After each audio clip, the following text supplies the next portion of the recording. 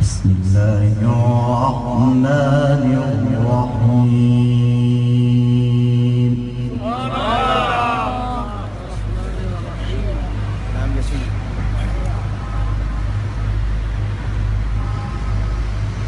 وأقيموا الصلاة وآتوا الزكاة وأطيعوا الرسول لعلكم ترحمون.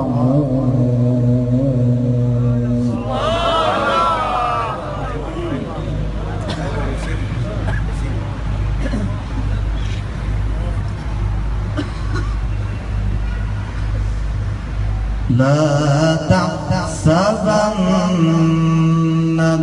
الذين كفروا